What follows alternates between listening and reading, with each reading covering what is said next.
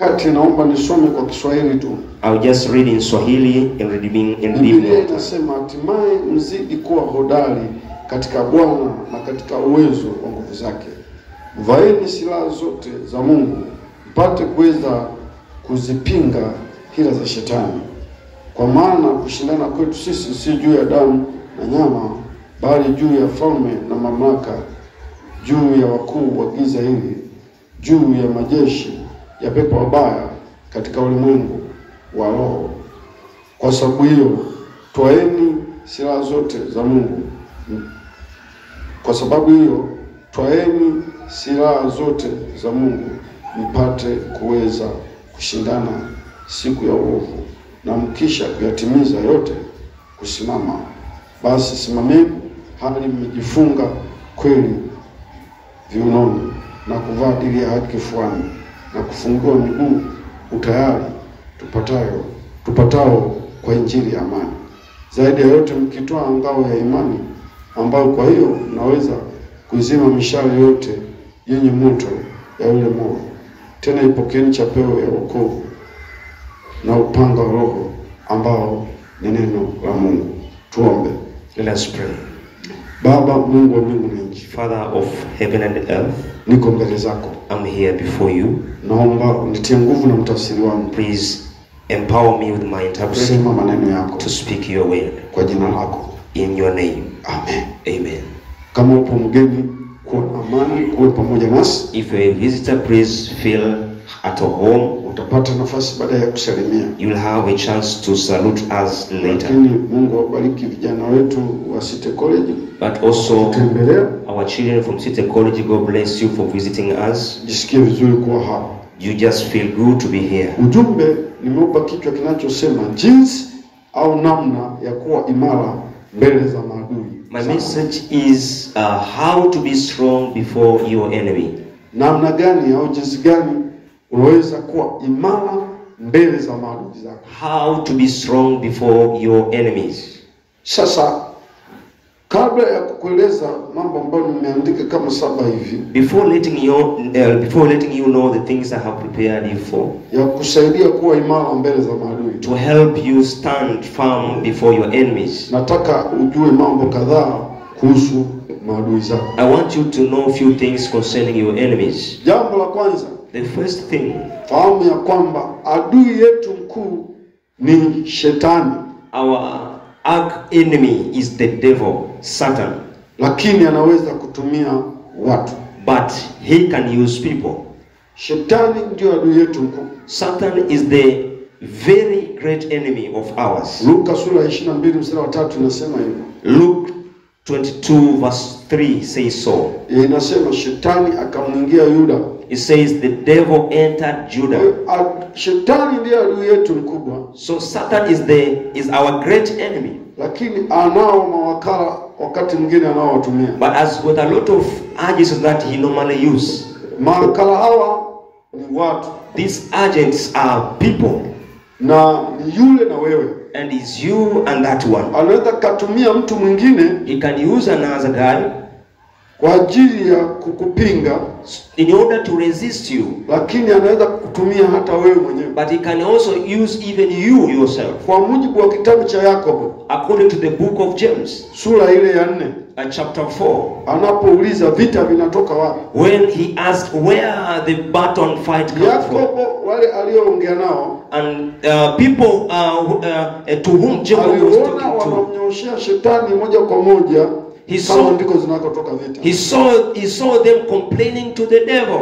Yakobo akataka kuwakumbusha kwamba hata ndani ya miili yao vita inaweza kutoka. And Jacob was reminding them that even from among their midst the battle can arise. Na watu wa maarufu sana wa mambo ya vita wanasema adui wa kwanza anaweza kawa ni wewe mwenyewe. And people who are dealing with the wars and normally say the first enemy can be you. Pia shetani anaweza kutumia watu. But even Satan can use people. Yani wengine zaidi yako. Meaning other people apart from you. Hicho ndio kielewe kuhusu. That is the very thing you need to know about the war. Lakini jambo la pili, but also the second thing, kilichoko kati yako wewe ni vita. The thing that is in your midst is the war. Yani maana yake tunapozungumza kumshinda adui. means that we are talking about overcoming the Kilichoko kati enemy. ya wewe na adui, ile inaitwa vita. The thing that is in the midst of you and your enemy is what we call the Sio war. lazima pawe pana makombora. It doesn't. It is not necessary to Unaweza kuwa na have vita bombs. ndani kwa ndani ya wewe mwenyewe ndani na You can have even the internal conflict. mnasemezana, kuna mashindano. You are fighting in your inside.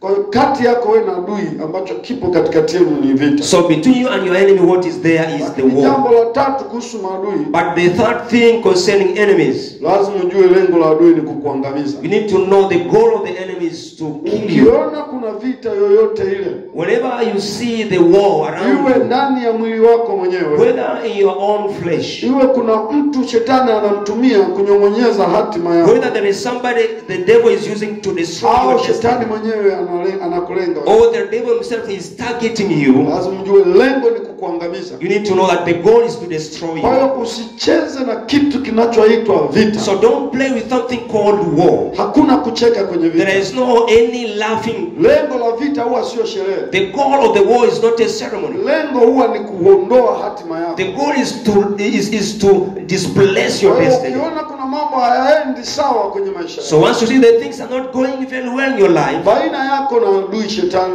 between you and your enemy, the baina yako na devil, watu waliosimama mbele between yako, you and people ahead of you, baina yako na mgongano au mgogoro wa nafsi yako, between you and your internal conflicts. usifikiri lengo ni ukue kiroho. Don't think maybe the goal is to take you up Hiyo spiritually. itakuwa ni lengo la Mungu tu. That can be a goal, Lakini lengo la adui ni uangamie. but the goal of the enemy is to destroy you. Kwa hiyo lazima uwe makini. So you need to be very Kwa nini careful. nasema haya? Why am I speaking Kuna this? wakati mwingine watu wakati wa vita wanacheka. Sometimes in the time of war, people are normally laugh Hawachukui hatua yoyote. and they don't take any step at all. Wanachukulia poa. They take it easy. Lakini chochote kinachoinuka kupambana na wewe, But whatever rising to fight lengo against wako you, upotee kwenye the lamani. goal is to take you out of the map. Lakini jambo lingine la kujua la nne, Another thing to know, the first adui thing, anaweza kuja kwako the devil can come unto kwa you wazi au kiroho. openly or spiritually. Anaweza kuja kwa wazi, He can come to you openly lakini or anaweza physically. kuja sirini But he can also come spiritually, na secretly, akajigeuza kwa kama malaika wa nuru. and turn to a light, into the angel of light. Wakorintho wa pili 11:14 inazungumza hivi. 2 Corinthians chapter 2 verse Au 11. unaona una haki kabisa, unaona kama haki hivi. Or sometimes you may think maybe you are due Au to unaweza something. ukaona kama ni usalama tu vile unavyoenda. Or maybe you may see maybe it is safe. Lakini kumbe shetani ameshakuwa attack, ameshakukamata. But the devil in that moment has already overcome you and attacked you. Wangapi wamekaa sehemu yenye mamba? How many lived in the place where I will have Wanyoshe crocodiles? mkono, wamekaa sehemu yenye. May you raise your hand, please. Wangapi wamewahi kukutana na matukio ya mamba? Umekaa sehemu yenye mamba, lakini uliwahi kukutana na tukio lolote la mamba? And how many have experienced this Mamba ni experience? mjanja sana. A crocodile is very wise. Ana njia nyingi. Has a lot of ways. Anaweza kujifanya kama gogo. He can make himself as a log. Linakuja linaelea kama gogo. And it may come as a log, Kumbe ni yeye. but it is the Akifika crocodile. anataka kukamata. And once he is there, he can attack Adui you. naye yuko hivyo. Even the devil is behaving the same Anakuja way. kwa namna ya urafiki tu. He may come in a friendly manner. Mpaka ukajua katika rafiki zangu kanisani watu wamenichukia, lakini ni huyu. And you may say many people are hating him, but this one is a very Lakini friend of kumbe mine. adui anatumia njia hiyo hiyo But you have to know that even the devil can use the same way ya to approach kificho you. kama ya upendo hivi, In a secret way, like a loving way, ili uangamie. so that you may be perish. Kuna mtu ananielewa? Is there anybody who understand me? Kwa hiyo mimi huwa ninaangalia So even me, I normally consider, katika mikasa mbalimbali ya watumishi, even different disasters of ministers. wanakuja mtu kwa upendo, anaonekana yuko pamoja na A wewe, person may come claiming to be kind and encourage you kwamba viongozi wako wakuu hawajakutendea haki, that all the top are not considered na you wewe at all. unamwona huyu ndio kasimama pamoja And you see maybe this one is the one who is on my side. kumbe lengo lake ni kukumaliza, And without knowing, the goal is to destroy you uendelee kunyong'onyea. and keep going down. Sijui kama unanielewa. I don't know if you understand Adui me. ana njia nyingi za kukujia wewe. So the devil has a lot of ways to come to your way. Kuna mtu mmoja there is a certain one. Mambo fulani hajakaa sawa kwenye masuala ya uongozi kama ambavyo nilisema. The moment he saw somebody is not well in leadership, alipopiga simu, and once he took the call, akaanza kulia and started crying, Mungu wa mbingu na nchi, God of heaven and earth, tazame mtumishi wako, look unto your servant, mshike kwa mkono wako, hold your might hand. Ndio unaona hila hizi. You are the one who see these schemes. Mimi nikaanza kuona kuna hila. And I say, there are schemes. Ananikumbusha vitu ambavyo mimi sikuwa navyo. And he was reminding the things that were not in my heart at all. Kwa kweli, kwa jinsi alivyokuwa naomba, so the way he was praying, na maneno aliyokuwa anaongea, jinsi alivyokuwa na uchungu, and the ways that he was speaking to me, ilibidi na mimi nibadilike. And even me, I changed automatically. And they say, Jesus, thank you, so that I can encourage him. But suddenly, I understand this message. The devil is using them to kick me. I was good, but now I start to feel that the things that are not good at all. May I ask you, is that the enemy or not? Is that the enemy or not? Has he used a devil with horns, or has he used a saint?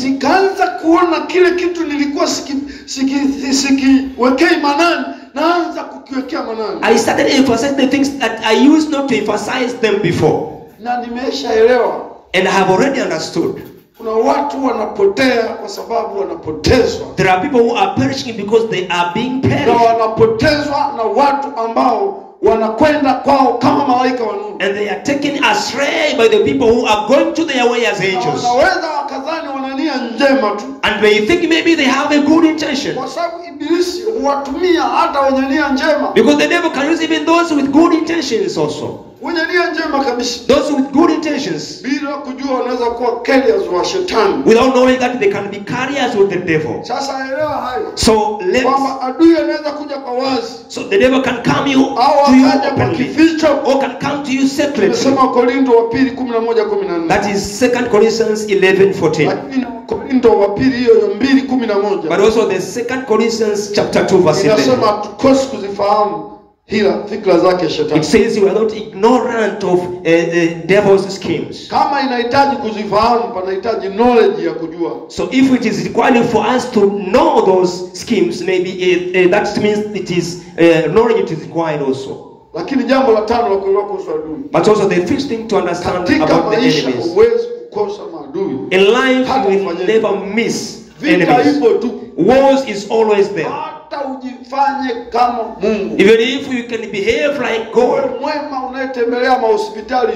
you are God visiting all the hospitals, and everybody in need, you go and visit him or her, and distribute all your properties to the needy, you will never miss battle in your life. Shake your neighbor. Why am I talking this? There is nothing that is so painful. Like when he is walking the straight way and doing all the things in the right way, and those things turn to a battle, and this person maybe could expect his right way and his efforts maybe a reason for his comfort. But I refuse before that you cannot resist battle in your life. You cannot resist the enemies in your life. You have to know that they are there. And they can be very close. Those whom you sacrifice yourself for them, they can change and become your enemy. So wars and battles in life, they are unavoidable. Christian life is a battle field. The Bible says you will be a person who will be hated by all people. So if maybe you have 2 or 3, please pray for them to increase. Probably maybe they can be all. So how can you be strong before your enemies? The first thing, be strong. Have a standpoint which cannot be shaken. Have unshakable standpoint. Have unshakable standpoint. 1 Corinthians 15:58. Simameni muimarike. It says stand and be strong. Kristo lazima uwe imara. Christian, you need to be strong. Jamani, amina. Amen, beloved. Na maandiko yanasema msimame. And scripture says you should stand firm. Maandiko mengi yanayozungumza kusimama. I have a lot of scripture that speaks of standing firm. Kusimama ni kutokuyumbishwa. Standing is ni kuelewa umetoka wapi unaenda wapi. To know where you came from and you are going. Na ni nani uliyemwamini. And to whom you have brought your yako wapi. Where are your expectations being? Tuna Wakristo legelege sana. We have a very lazy Christian. Ambao wakitikiswa wanatikisika. Who when they are being shaken they are not able be not shaken. Moja maeneo ambayo adui anafurahi. One of the things that the enemy is enjoying. Na kuwapigia simu wenzie. And calling his fellow. Anapoona umeanza kutikisa. Is when he say you started shaking. Jirani yako mwambie na kutikisa tu mimi lakini usitikisike. Shake your neighbor and tell him I'm just shaking you but don't be shaken. Na leo tuna Wakristo uozo. And today we have a very kitu kidogo tu. Are normally shaken by very little things. Usitikisike. Don't be shaken. Adui atakutikisa kwa vingi. The devil will shake you. Atakuletea manong'onezo mengi. He will brought you a lot of vita vingi kwenye maisha yako. He bring a lot of wars in your life. Usitikisike. Don't be shaken. Wataalamu wa mambo ya msituni wanasema. Especially of these people. Moja ya kitu kinachotufanya simba atukule. One of the things that make the lion it's just the fear. Wanakwambia simba ukimwangalia jicho kwa jicho. They say once you face the lion kutikisa macho without shaking your eyes, he will go and flee away. Sasa shida ni akifanya. So the problem is where he is threatening you and you say unajua huyu ni mboga. And you know this is the victim. But once you put your eyes on he will be frightened. Hiyo ndio sababu. That is the reason. Unaona Wamasai hawaogopi simba. You see Masai people ni ujasiri. It's not that they have a message, that's the courage. Uwe strong. Be strong. Usitikisike. Don't be shaken. Yuko mtu naongea naye hapa. There is somebody I'm talking to. Wewe huna vita leo itatokea. Probably don't have any battle but it will arise. Kisha umekwisha. Once you are shaken, you are done. Hilo ni jambo la kwanza. That's the first thing. Usitikisike. Don't be shaken. Jambo la pili. The second thing. Zuia maadui wasijue undani wako. Don't let your enemies to know your inside. Zuia maadui wasijue undani wako. Don't let your enemy to know your inside. Tunawakaribisha maadui ndani. There is a time we allow our enemies inside. Wanakuelewa ni wa machozi. And they see you are a crying guy. Wanakuelewa ukitikiswa unatikisika. And they see once you are shaken you are not shaken. Saa zingine anajua. And even the devil knows that once I use this with this person, don't allow the enemy to know your weakness. Don't let your enemy to know your strength as well as your weakness.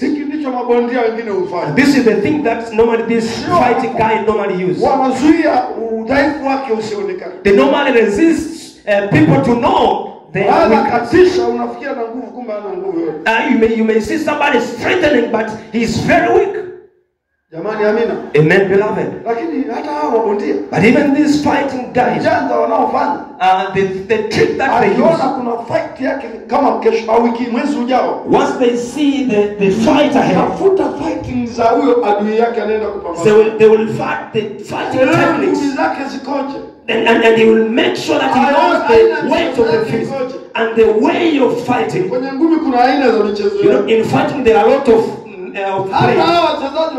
even these footballers, once he's on the way, he will study the match. And he will study all the footballers whom they are going to fight with. Labda wakawa wanaujua mchezo wako huu alafu kwenye mazoezi ukabadilisha mchezo mwingine, yani yule kocha wao akabadilisha mchezo mwingine. And if the one who is providing one change the way, kipindi cha kwanza kisumbue maadui, and the first session may disrupt enemies, wasome wao mchezo wenu, si ndio kama until they know the way of your play. Watu wa mpira si ndio?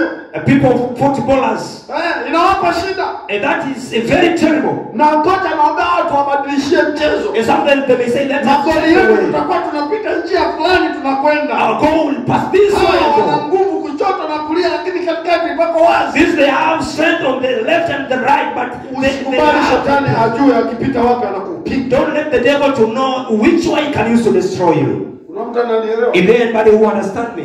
Kuna mtu ananielewa? Is there anybody who understand me? Utaendelea kuwa imara. You will keep being strong. Kwa sababu ibilisi ajui. Because the devil is not aware of that. Injili ya Yohana 2:24. The Gospel of John chapter. Nataka nisome ile andiko. I want to read this scripture. Kwa sababu nimeandika 2:24.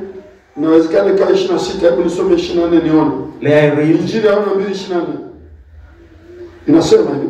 It says, yes, no. Lakini Yesu hakujiaminisha kwao kwa kuwa yeye aliwajua wote. The Bible says, but Jesus will not entrust himself to them, for he knew all people. Mwambie jirani yako usijiaminishe kwao. Tell your neighbor, don't entrust yourself unto them. Mwambie tena usijiaminishe kwao. Tell your neighbor, don't entrust yourself unto your enemies.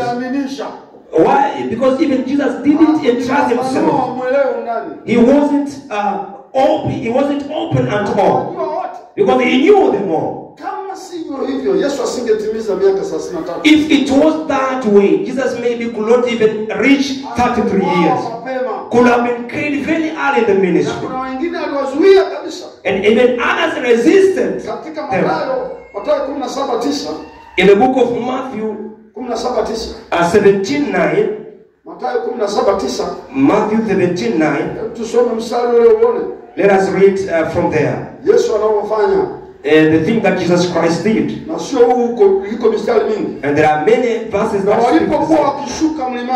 Yesu akawaagiza akisema, msimwambie mtu yoyote habari ya maono haya hata mwana wa Adamu atakapofufuka katika wafu. As they were coming down the mountain, Jesus instructed them, don't tell anyone what you have seen until the Son of Man has been raised from the dead. Kama kuna mahali na mimi nimeona mlango mwingi na nakutana mlango wa mashambulizi. Even in the place I have seen the way for the enemies to attack me, is when I allow people to know me.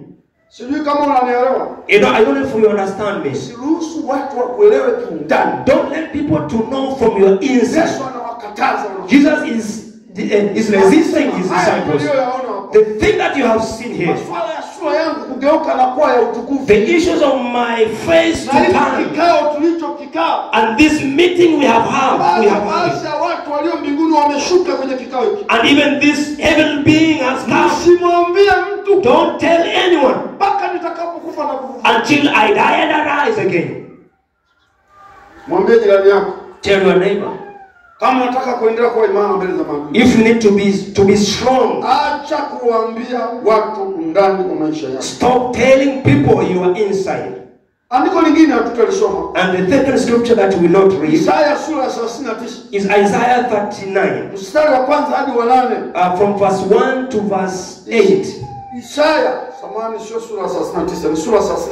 Isaiah chapter 38. We will not read.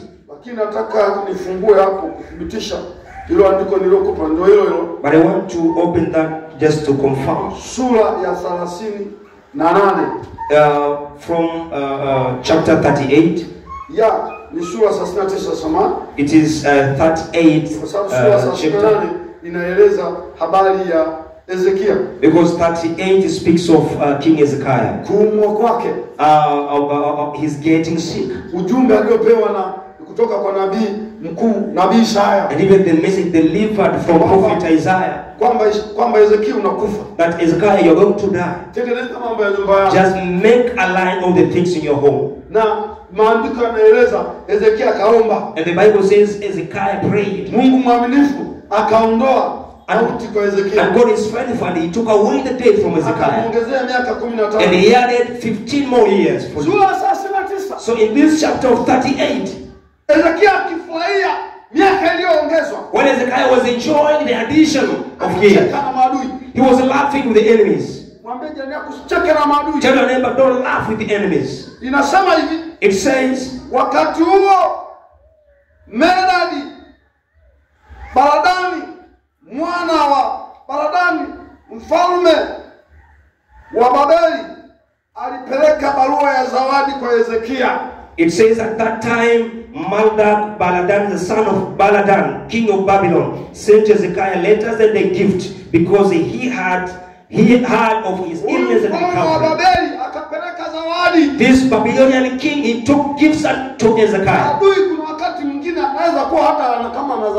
Sometimes even your enemies can bring you a gift. Hezekiah was overcome. You know, Babylon city was a pagan city, and he was one of the enemies of Israel. So he welcomed them in his home, and he took them to his rooms one after another, and showed them everything. And he opened even the room with weapons. And they saw the kind of weapons that he had. Everything was open. Tell your neighbor, are you right? Just because of the gift. They have come to enjoy his recovery. Is that true? Suddenly Isaiah was sent again by God, and tell you just go to that is we gave a promotion more years, but he is a destroyer. He has shown everything to his enemies. And Isaiah went to Hezekiah, and he said, there are visitors who have come. He said, yes. What have you shown them? Everything. You see this guy? Everything. Don't let people to know your strength. That's the reason even the fasting prayers were not there. Because we fast even these people, they know what to do. And in Christ, they normally take it. And even these people, one day in a fast, they say we are in a Kwaresma. What? So it means we are together. Are we together? It is powerless. People are getting and they are getting answers. Why? Because we are showing the enemy our strength. Even your neighbor knows that you are in a fast. So you don't know, but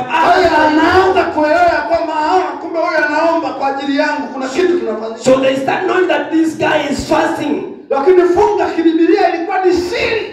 fasting in the biblical way, it was secret.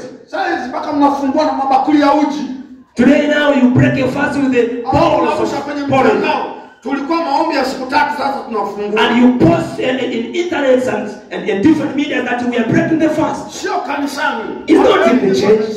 Maybe it would be good if it could be done in the church, but it is online. Fasting, it was a secret thing. People are in prayer and we the world was not even aware of. We show the enemies of God. We show everything. We show them our weakness. Sometimes we speak about and others they normally speak even the way. And they say this one is and sometimes you know what I'm saying. Sometimes these people, they normally ask you. Ask your neighbor, once you have this, you meet this question, what do you answer? But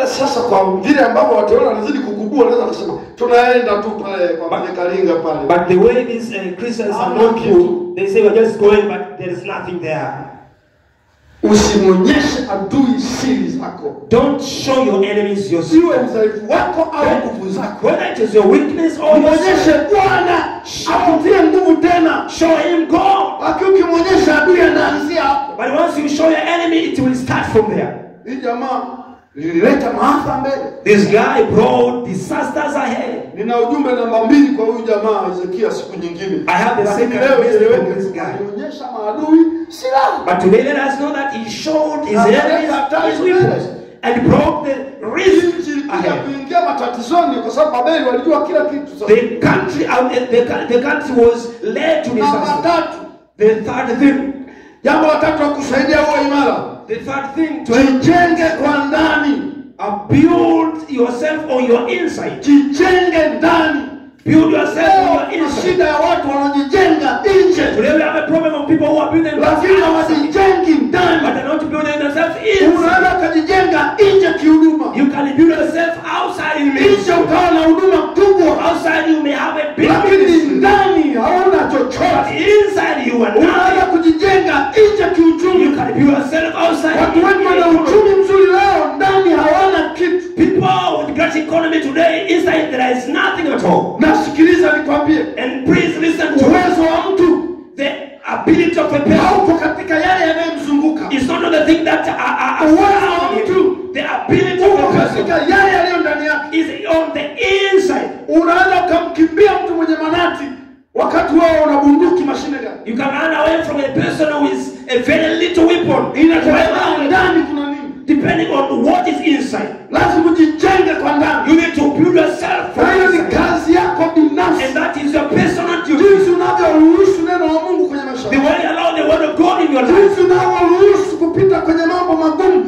bila kukata tamaa. The way you allow yourself to pass through difficult times. Unatengeneza ngozi ngumu. You are creating a tough. Watu wote wenye mazoezi.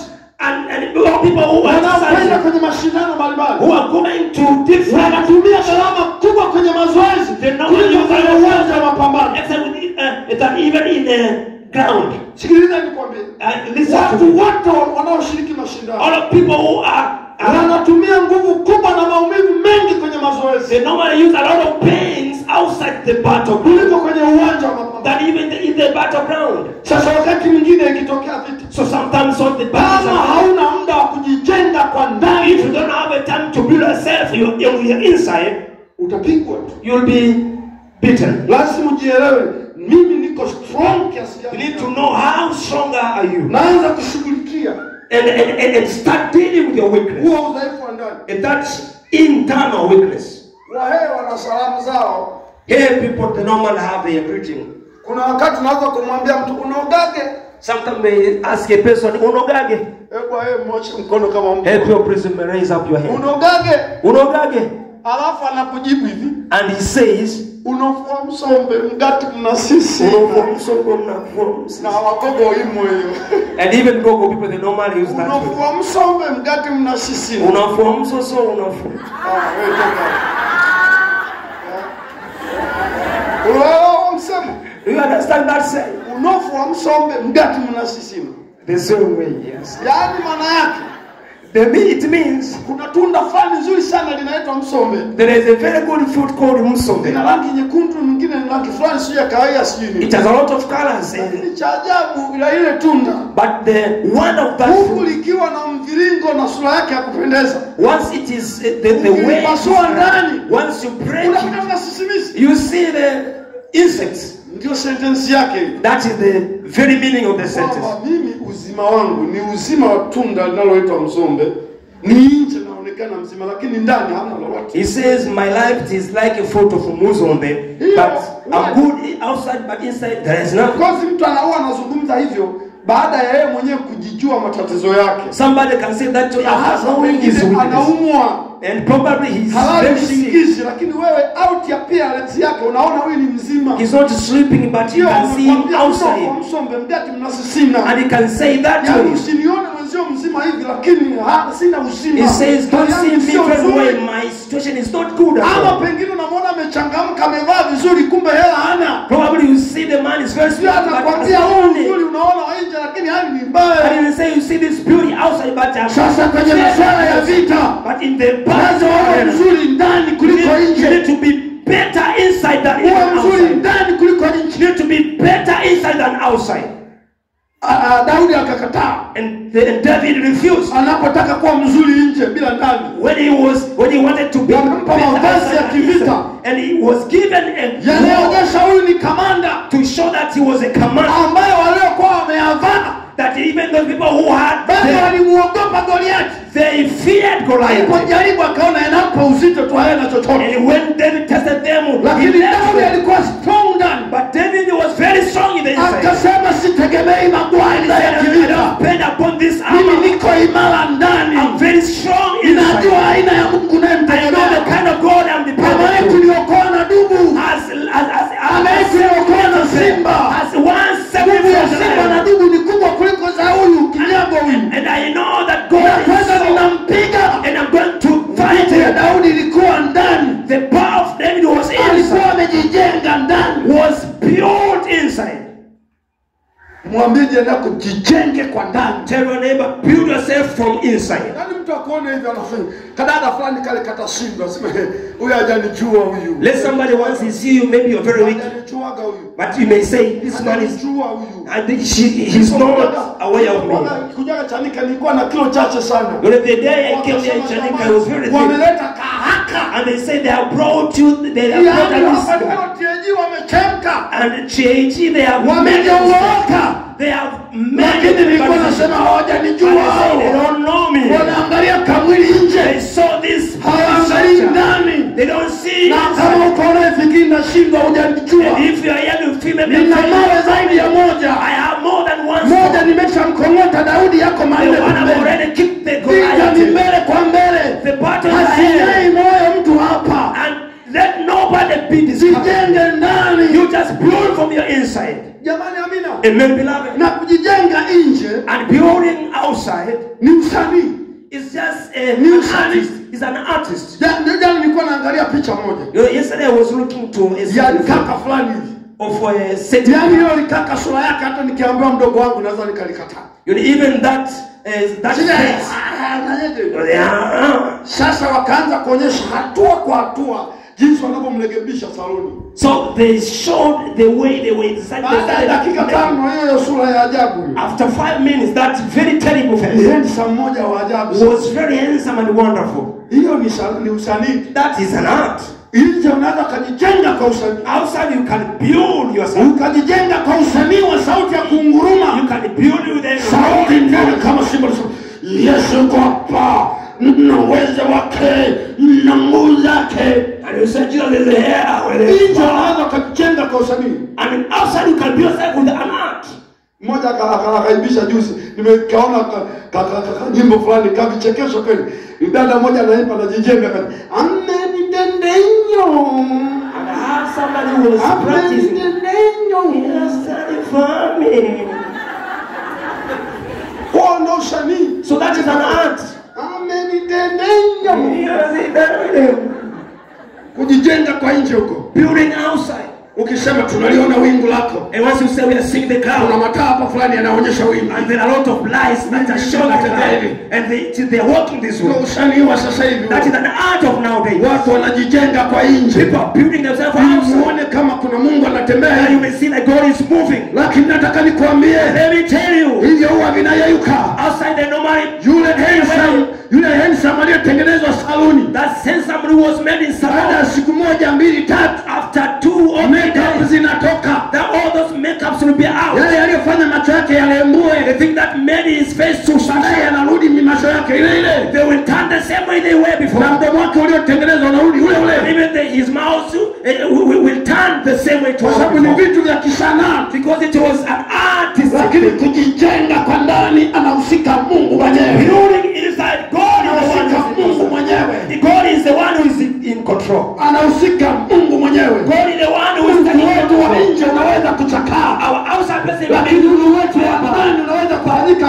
upya siku kwa siku. Our internal being may be new. Naomba nikualike kujijenga kwa ndani. They invite you to build yourself kwa ndani kwa kusoma neno la Mungu. Build your inside by reading the word of God. Kujijenge kwa ndani kwa kusoma vitabu mbalimbali vya mashujaa. Building your inside by reading books of different kinds. Jijenge ndani kwa kushiriki maombi. Building yourself by participating in prayers. Jijenge ndani kwa kujizoesha mambo magumu. Building your inside by fighting the devil who is strong and be strong. strong. Hata kama litasimama jamaa kwa mwili mbele lenye mabega marefu, Even if a judge can stand on your way, wewe uliyejijenga kwa ndani unajua yani mabega tu yani tishi chochote. the one with internal power is saying this Vita haini tishi chochote. This battle is nothing at all. Kujijenga kwa ndani ni kukusanya historia. Building from inside to Jinsi Mungu aliyekutokea katika lile na lile. the way God fought for you in Haya mambo Mungu anayeyatenda kwenye maisha yetu. the thing that God is doing in our life. Anayatenda kutujengea misuli. He's doing to build us muscles. Sana na jambo lingine tukumbuke, So that as we make other things we can remember. kama unanielewa mpe Yesu. If you understand me, please add more clap to Jesus Christ. Jambo la ngapi?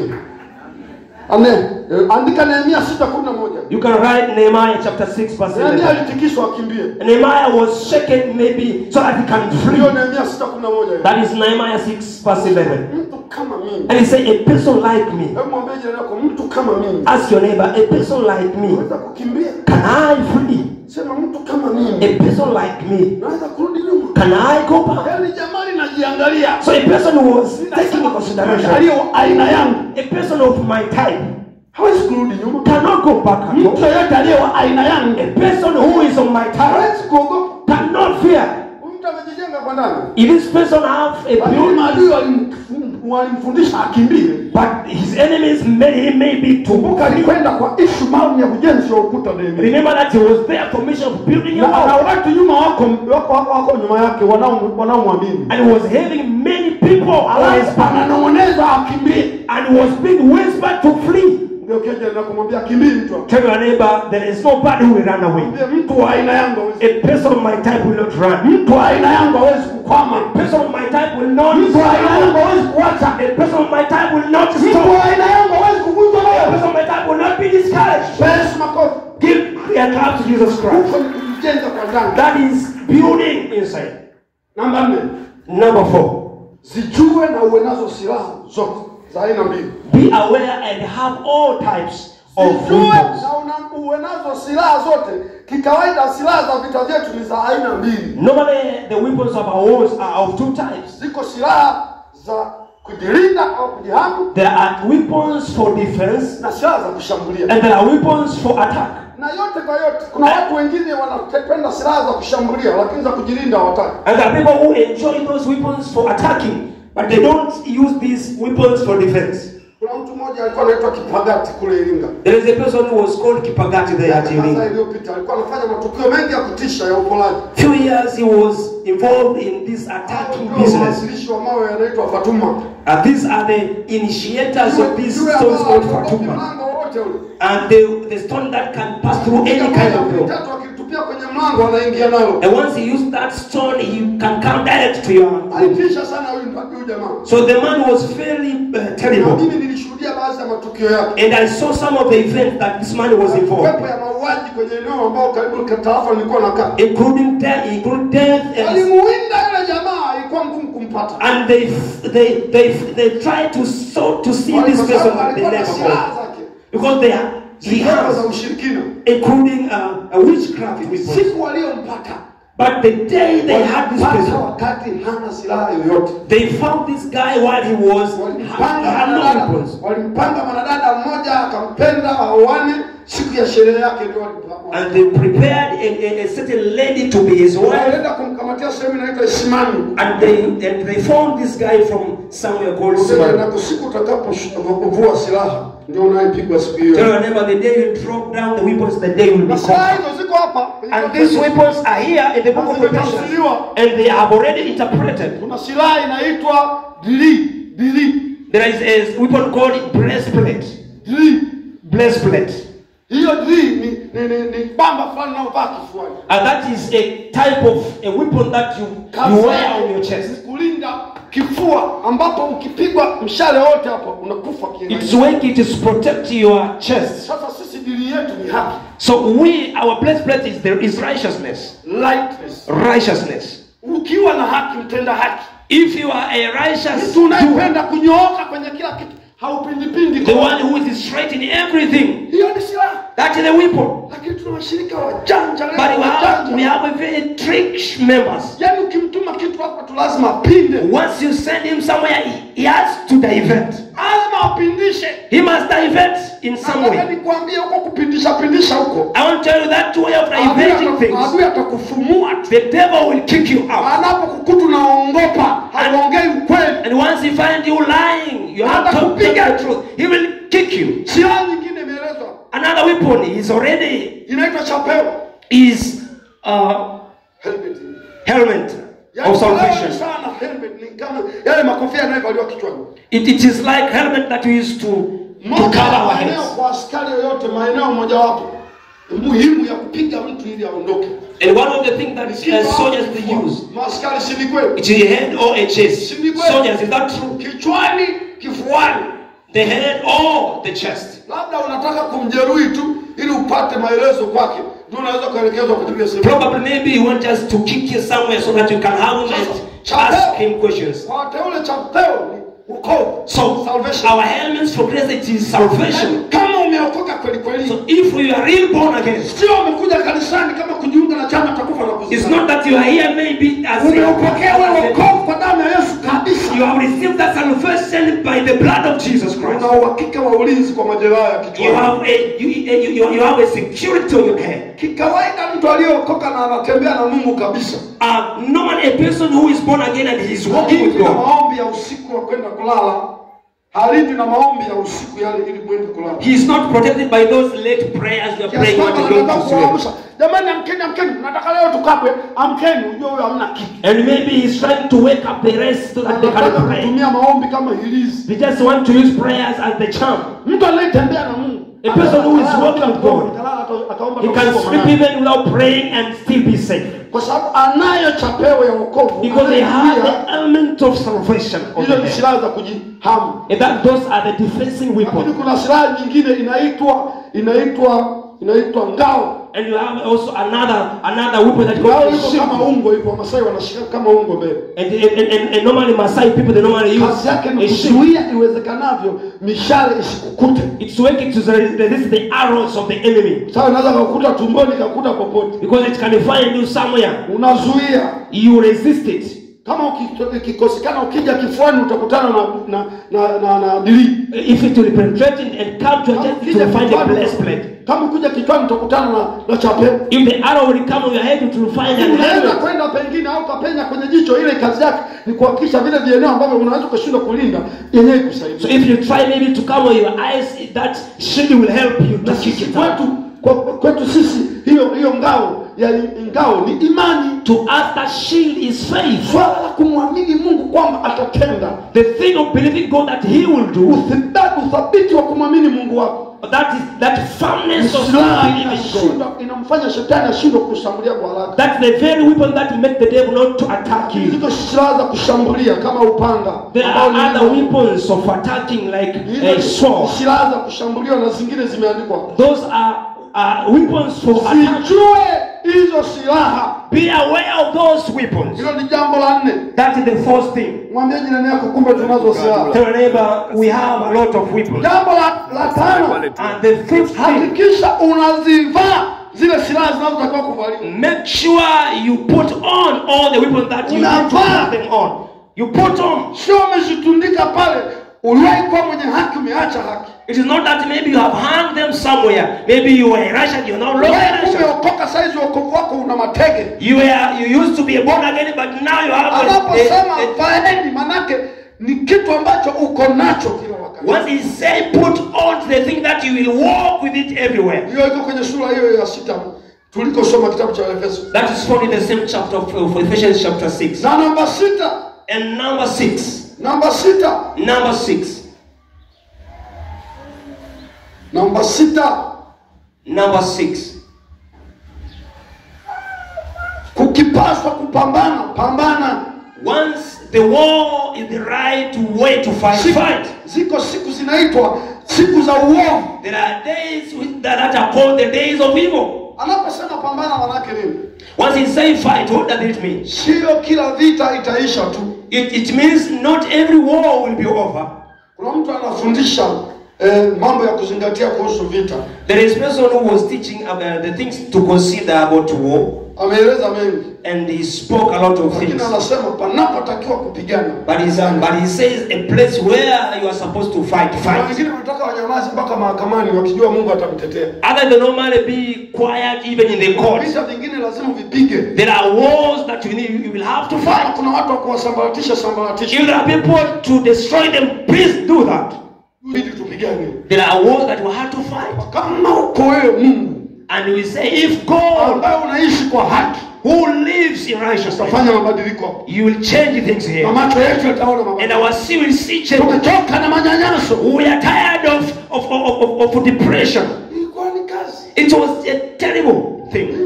Naona kanisa hili lipo, tuheshimiane, mwambie jirani yako heshimu kanisa hili. Others you see this church, please tell your neighbor. Kanisa hili kwa gharama kubwa. Jesus has been protecting this church for a very great price. Wengine hata kwa vidonda vya tumbo. And sometimes with ulcers.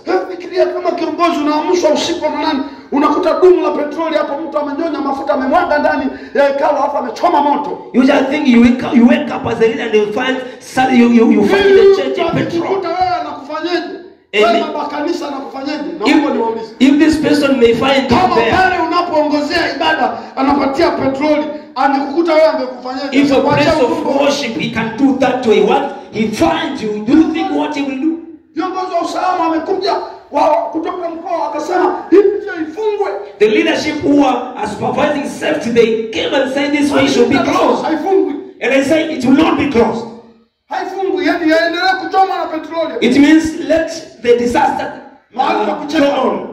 Nakuuliza mahali pa kucheka. Is that a place to laugh at? Hakuna kucheka. There is no laughing. Hapo mahali tunamwambia kamanda au makamanda. There is a place to speak to the commander. Tunamwambia wewe unayeweza kumfanya mtu awe na matege. And we say you who can unaweza kubadilisha chini kwenda juu. Who can change the down to be up. Haki yako na isimame. Your righteous may be stand. Tofauti yetu sisi na dunia, the difference of ours from the world in the kind of our sisi hatuchukui mapanga, we don't take the sword, hatuchukui mikuki, we don't take the spear. Vita vyetu sisi si vya damu na nyama. Our fight is not in the flesh and blood. Zetu ni za kiroho.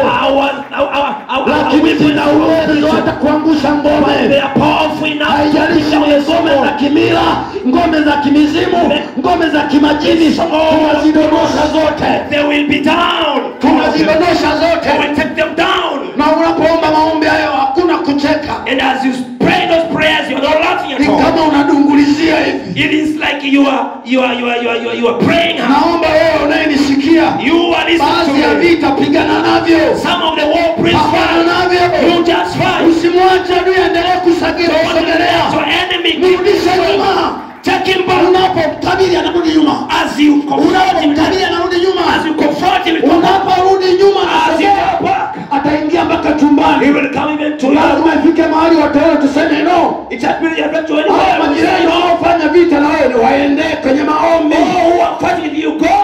Kama ikiwezekana kuwahamisha, wahamishe. If it is possible, take them out. Tunaye Mungu mkubwa sana na we have a great God. Tunaye Mungu mkubwa sana na wewe. We have a great God. Anaweza kuondoa uhai wa mtu kwa ajili ya maslahi yako. Take even the life of somebody on behalf of you. Ni maneno magumu lakini nakwambia aina ya Mungu tulionayo. They are talking but they are talking to you and na sisi tunapoomba rehema kwa mtu. And we are praying for Mungu aingize rehema kwa mtu. It doesn't matter. It doesn't. Ametufundisha tu kuomba hivyo. It has taught us to pray. Rehema za mteule kwa adui ni zaidi ya kipindupindu. But mercy of a saint to unbeliever is more than a cholera. Pambana. You just fight. Pambana. You just fight. Mwambie jirani yako pambana. You just fight. Tell your neighbor. Kama vita vinatoka kwenye mwili wako pambana. If the battle is from your body, kwa nini unanipoteza? Tell your body why. Kama vita vinatoka kwa Shafani pambana. If wars come from such Shafani, that's fine. Yangu Shafani. Tena ukienda kuongea naye umemwonea huruma. Lakini ukimtegua kiroho umemtegua kweli. Once you go and talk to him, maybe you are very compassionate to him. Mwingine mwambie tu. And somebody may have to tell him. Nitashinda sishindi no. If you will think maybe I will fail. Mimi nimeamua kwenda na Bwana. No turn back. I have decided to go with my God. There is no turning back at all. Jambo la mwisho. The last thing. Jambo la mwisho. The last thing. Kama unataka kuendelea kuwa strong mbele za maadui zako. If you want to be strong before your enemies. Kila kitu kikikaa sawa, kila kitu kikikaa sawa, endelea kusimama. If everything will be all right, keep Kila standing. kitu kikikaa sawa, endelea kusimama. If everything will be all right, please keep standing firm. Kuna wakati mwingine kuna ushwari fulani Mungu anawaachilia kwenye maisha yako. There is a time you may feel safe around you. Kamwe usisahau ya kwamba adui bado yupo. Never forget that the enemy is still in place. Endelea kusimama. Keep standing. Usikae. Don't sit down. Jamani, amina. Amen, beloved. Mstari tuliosoma katika Efeso 6 kule mshoni. The scripture that you have read, Anasema mkisha kuyatimiza yote kukaa. after doing all, Anasema mkisha kutimiza yote kukaa. is he saying that after you have done all, you have to sit Kisha down? kutimiza yote kukaa. After you have done all, we really have to sit down. Hii sio kanuni This is not the principle inayofundishwa kwenye masuala ya uchumi. that is being taught in Kwenye economy. masuala ya uchumi unasema mambo yakisha kukaa vizuri, kana wewe ujipendelee. In economics, they normally say, Lakini kwenye masuala ya vita za muamini, but in the place of bado war, ukisha kutimiza yote, after you have simama. done all, stand firm. Endelea kuangalia kulia kushoto kwamba inaweza kutokea vita yoyote ile. Keep looking on your left and on your lives. Kusimama huko sio kusimama kama nilivyo mimi. And to stand is not as a Kuendelea standing. kukaa katika misingi imara Is to keep isiyotikiswa. is to keep abiding in very strong Siku foundation. utakayolegea ndio adui anakuja. Because the day you'll be lazy, the day the devil will attack you. Simama pale ulipo nikuombee. You may stand wherever you are that I may pray with you. Simama pale ulipo nikuombee. Stand wherever you are that I may pray for you. Simama pale ulipo nikuombee. Stand wherever you are that I may Weka pray mikono for yako you. miwili yote kifuani. You may put all your hands on your chest. Mimi sielewi unapita kwenye vita gani. I don't know what part are you passing through, Lakini usijihurumie. but don't feel pity to Nataka yourself. ushinde vita hivyo kwa jina la I Yesu. want you to overcome all Vita vingine battles. vinakunyong'onyeza ndani kwa ndani. Other battles, they can make you weak on Watu the inside. wanakuona huko imara kumbe unapigwa. People may say you're strong, but you are Vita vingine ni already. vya mwili wako tu, vya tamaa zako. Other battles are from your flesh. Vita vingine ni vya watu wanachonga maneno kwa ajili yako. Other battles are from your people. Maneno ya hila, maneno ya uongo And the very language, yanakuumiza. they are making you Vita sad. vingine ni vya nafsi yako mwenyewe. Other battles are from your heart. Unajiambia uongo. You are telling yourself a Vile lie. unaojiambia wewe, hakuna anayesema hivyo. And the thing that you take to you are telling you Ni adui anakutumia are wewe udhaifu wako. if the enemy was using your Kwa weapon kuhisi vitu ambavyo havipo ili to akumalize. defeat the things that are not real, Ili akumalize. that it may destroy Lakini you. viko vita vingine ni shetani But mwenyewe. there are other ones that are coming from Shetani people mwenyewe. in church. Nimesoma Paulo anathibitisha hayo. I have said the Wakati Apostle Paul mwingine is shetani confirming. alisimama mbele kumzuia. There was a time the devil stand and resist Paul. Yeye mwenyewe. And the devil Kama himself. mpinzani wetu mkuu anakuzuia. So our great enemy can oppose Anakuzuia kiuchumi. can oppose you economically, Anakuzuia kiroho. can oppose you spiritually, Anakuzuia can kimahusiano kwenye oppose familia you yako. in relationship in Kwa your sababu family. anajua ukiwa mshindi utampa Mungu. Because you know if you are a winner, Rudia you maneno will hayo give maana God the kusema glory. yes. Say, oh Jesus. Sema yes. Say, Jesus. Wewe ni Bwana wa vita. You are the Lord of the war. Naomba simama pamoja nami. I pray that you may stand with me. Nipiganie Bwana. Fight for me, O Lord. Vita vyote maishani mwangu. All the part in my life, Vile vinavyosababishwa na mwili wangu mwenyewe. those who are caused by own flesh, Vinavyosababishwa na tamaa zangu mwenyewe. which are caused by my own lust, Vinavyosababishwa na hisia zangu mwenyewe. which are caused by my own emotions, Vile vinavyoletwa na watu even wanaonizunguka. those who are brought by my people around me. Wengine nilikuwa rafiki yao wananigeuka. Others, I used to be a friend to them, but they are against Vinavyotokana me, na mahali pa kazi. which come from my workplace, Niwe ninavijua, niwe sivijui. whether I know or I don't know. Vita vinavyotokana na shetani mwenyewe. Our battles that come from the Kwa kuwa devil. Yesu ulishinda vita. I know, Jesus, you won the war. Na mimi nipe ushindi. And give me a Na victory, niendelee kuwa imara mbele za that I maadui. may be a champion, Nisiwageuzie kisogo. that I may not turn my back. Yesu nisaidie. Jesus, help me. Na haya mambo niliyojifunza And the thing that I have learned, ya kuendelea kusimama imara mbele za maadui, of being strong before my enemies, ninayachukua yawe yangu. I have taken them to be Na mine. kwenda kuwa imara I'm going to be strong bila kutikiswa na jambo lolote. without being shaken by anything. Simpi nafasi adui kunijua. I will not give the enemy to know my issues. Yesu nisaidie. Jesus, help me. Najijenga kwa ndani I build myself inside, ili nguvu yangu isiwe nje, itoke ndani. that my strength could not come Na from mahali pa outside, inside. kupambana nitakwenda kupambana. And a place of fight, I will fight. Na mengine yote ninayachukua. And all I take them. Nishindie Yesu. give me victory. Wewe ulisema vita si vyangu ni vyako. You say the battle is not mine, Hebu but it's omba you. mwenyewe na mimi ninakuombea. You just pray and I'm praying with you. Omba mwenyewe na mimi You ninakuombea. just pray and I'm praying for you. Wakati unaomba, As we are praying, wewe ambaye vita unaviona kama vikali kabisa, you who see that the battle is getting hotter, naomba usichukulie kawaida. please don't take it Wewe easy. unasema mchungaji, kama umeelewa hivi, You who say, Pastor, it is like you unaviona know, vita ni vikali, and you see the battle is kuna very hot. wakati vinataka kukaribia kukushinda. At the time you see that they are Haijalishi ni overwhelming you. vita nini, njoo It hapa mbele. doesn't matter which kind of battle just Omba come. huku nakuja hapa mbele. Or just pray as you are coming. Omba huku nakuja hapa mbele. Pray as you are coming forward. Wewe hivi ninavyohubiri huko katika vita fulani And maybe as I'm preaching, you are in a ambayo battle unapambana nayo, that you are fighting to, ambayo inatumiza moyo wako, that is making you unahitaji answer. ushindi kutoka kwa You Bwana. need a victory from the Lord. Unahitaji ushindi kutoka kwa You need Bwana. a victory from the Lord. Yuko Mungu anakwenda There kukupigania. is God is going to fight for you. Mambo shanda raba kanda raba shanda. Kila mtu aweke mikono kwenye moyo wake. Everybody should put his Ee Mungu wa hands mbingu upon na him. nchi mtakatifu, Oh God of heaven and wewe ni earth, Bwana wa vita. you are the Lord of battle. Wachungaji, njooni muombe na watu hawa. Pastors, please come and Umesema vita sio vyetu, vita ni You have vyako. said battles are not ours. Naomba ushindi I wako. ask victory for them. Haijalishi anayewapiga vita ni It nani, doesn't matter one is fighting lakini them. wewe Bwana wa vita, You Lord of war, watetee watu hawa, fight for these people. washindie watu hawa Give them victory katika jina la in Yesu. the name of Jesus. Hawa Misri wanaoona mbele yao Till that they see, wasiwaone tena mbele. see no more. Goliathi wanamwona mbele yao That Goliath that is on the way. wasimuone tena. Let them see no Huo ni more. upinzani wa kazini, Every opposition from their vita vya workplace, kazini, and the war from their workplace, vita kwenye the ndoa, war from marriages, vita kwenye familia, the war from families, vita kwenye uchumi, the war from economy, vita vya majirani, the war from neighborhood, kila aina ya vita, every kind of the vita battle, ndani ya mili yetu wenyewe, even back from our na flesh, isambaratisha I destroy. kwa jina la In Yesu. the name of Jesus, Wewe vita sambaratika, you battle get wewe paid. vita sambaratika, You battle get paid. kuamuru kwa jina la Yesu. I command in the name of Mwache Jesus. mama yule, Leave that woman. mwache dada yule, Leave that lady. mwache kijana yule, Leave that young man. katika jina la Yesu. In the name of Jesus, Mwacha Mungu akushindie sasa. I allow God to give you Mwacha Mungu akushindie I sasa. allow God to give you victory. Wala usifadhaike. Fear the Bwana yuko one atapigana mwenyewe. there to fight for Bwana you. atapigana mwenyewe. God will fight for Vile you. vita vimeumiza moyo wako. But that you Vile paid you vita up. vimekukosesha amani. But that made you suffer. Vimekukosesha usingizi. That made you Bwana wa sleepless. Bwana, The Lord of Simba Lords, wa kabila la Yuda, Lion of the tribe of anakwenda Judah, kupigana mwenyewe. who is going to fight for Anakwenda you. kupigana mwenyewe. He's going to fight for Anakwenda you. kupigana He's mwenyewe. going to fight for you. Yesu, Jesus, pigana vita hivi Bwana. for this battle. Pigana vita hivi Bwana. This battle. Pigana vita hivi Bwana. This battle. Pigana vita hivi Bwana. This battle. Pigana vita hivi Bwana.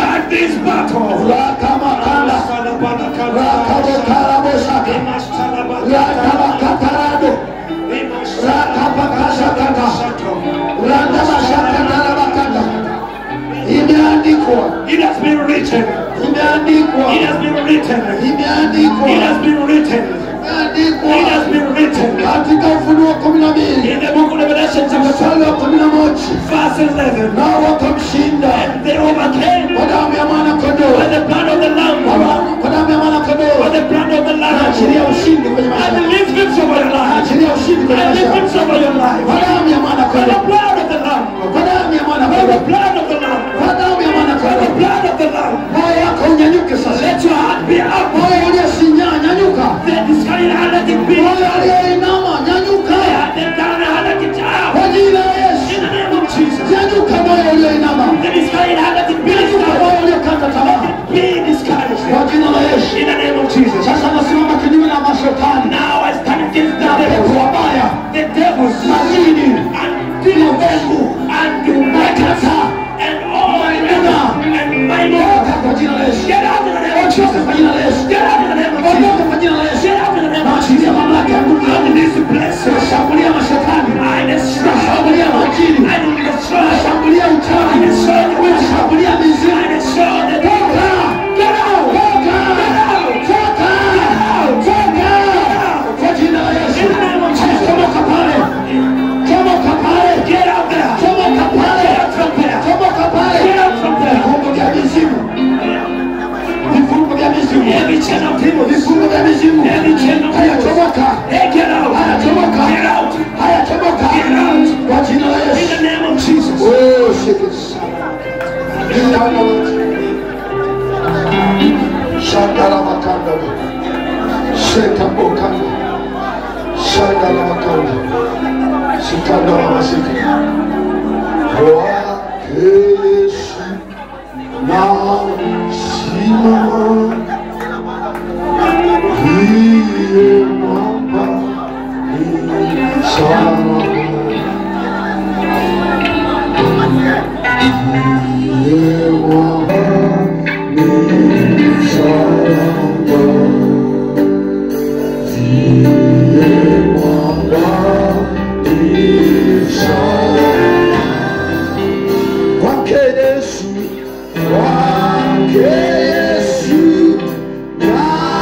nasimama, iye mwamba